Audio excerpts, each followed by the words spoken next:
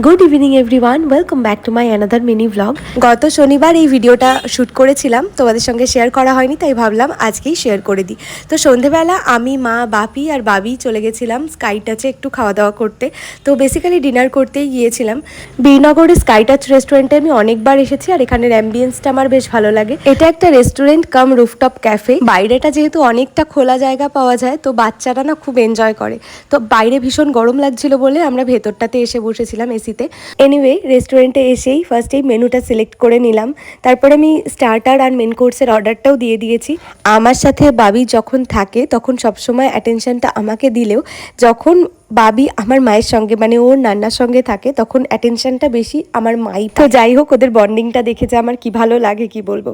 তো যাই হোক, যতক্ষণ আমাদের খাবার আসছে ততক্ষণ একটু ওয়েট করছিলাম আর তার মধ্যে আমি ছোট ছোট কিছু ক্লিপসও নিয়ে নিচ্ছিলাম।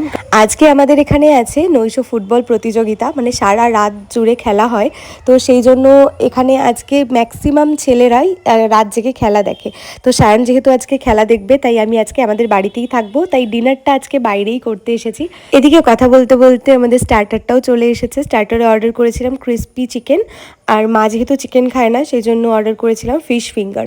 ক্রিস্পি চিকেনটা আমি আর বাপি খেয়েছিলাম, একটু ঝাল ছিল যদিও, কিন্তু খেতে ভালোই লেগেছে। ফিশ ফিঙ্গারটা মায়ের জন্যই মেনলি নেওয়া হয়েছিল, বাট সেখান থেকে আমিও কিন্তু একটু ভাগ বসিয়েছিলাম। কোনো রেস্টুরেন্টে গেলে আমার স্টার্টার আইটেম খেয়েই পেট ভরে যায়, তো আমি মেন কোর্সে সেভাবে ফোকাস করতে পারি না। একটুখানি ক্রিস্পি চিকেন খেলাম, তারপরে ফিশ ফিঙ্গারটাও ট্রাই করছিলাম যে কেমন লাগে খেতে সেই জন্য। কিন্তু এতটা গরম ছিল আমার জাস্ট মুখ পুড়ে যাওয়ার মতন পরিস্থিতি হয়েছে। স্টার্টার খেয়ে আমার পেট ভরে গেছিলো, সেই জন্য নিজের জন্য আর কিছু অর্ডার করিনি। যদিও রাস্তায় যেতে যেতে ভেবেছিলাম যে রেস্টুরেন্টে গিয়ে মিক্স ফ্রাইড রাইস অর্ডার করবো নিজের জন্য, বাট সেটা লাস্ট পর্যন্ত হয়নি কারণ আমার পুরো পেট ফুল হয়ে গেছিলো।